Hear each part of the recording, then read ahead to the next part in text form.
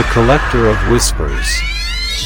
The last thing she heard was her own voice telling her not to turn around. It began with whispers. Soft. Distant. Barely noticeable. Nora would be brushing her teeth, walking home, or reading in bed, and suddenly, just behind her ear, there'd be the faintest sound. W-H-Y-Y-Y-Y. Don't. Luke. She spun around every time. Nothing. She chalked it up to stress. Work was demanding. Sleep had been elusive. Maybe her mind was playing tricks. But the whispers got louder. And closer. She couldn't pinpoint a source. The moment she turned to look, the sound stopped. But it always came back, each time more clear. Don't turn around. It sees you. It's almost here. Friends joked she had a ghost. She laughed along, trying to act like it didn't bother her.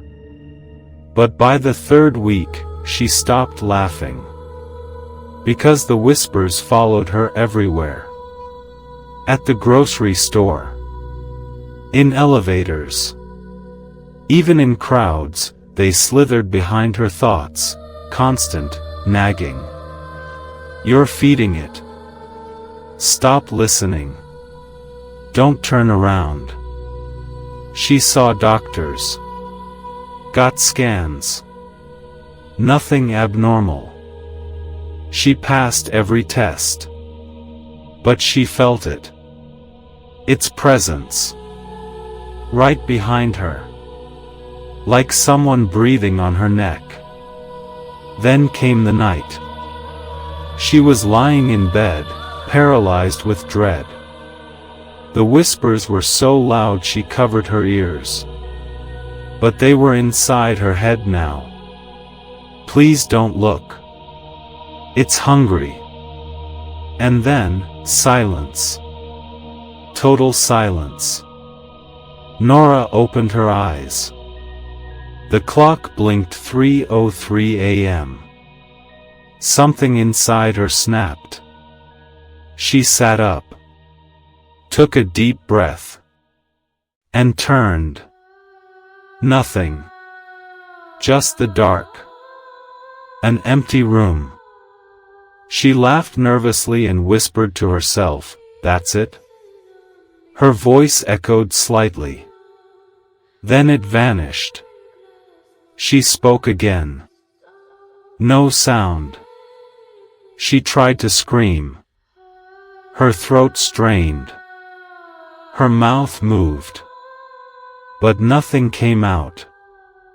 It was as if her voice had been cut out of her. Panic surged through her. She grabbed her phone, typed frantically to her best friend. Something's wrong. I can't speak.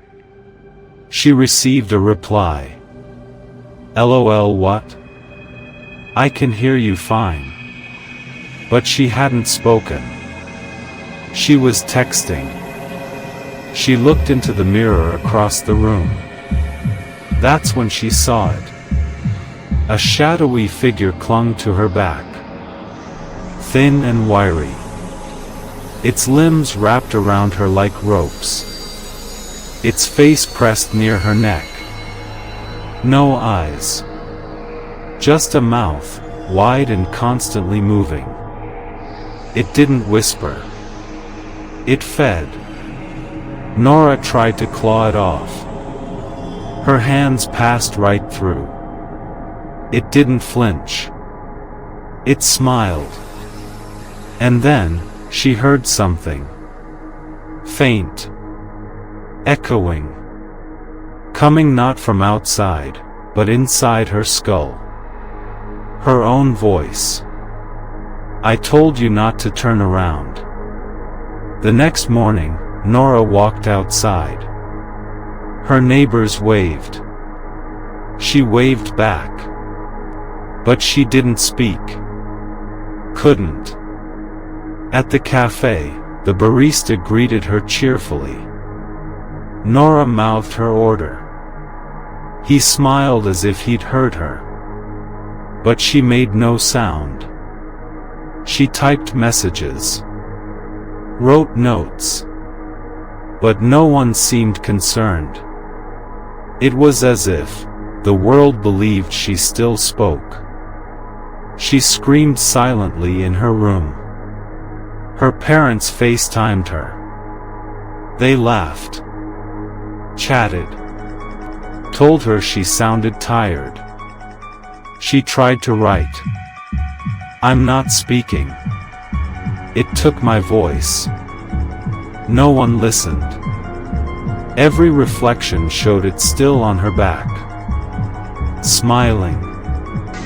Feeding. Worse, it had started to look up, as if noticing the people around her. Her friends. Her co-workers. Waiting.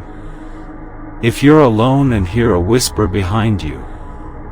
If it says, "Don't turn around." Don't. Not out of fear. But because it's a test.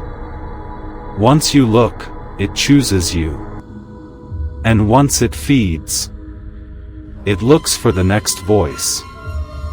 Don't be the one who turns around.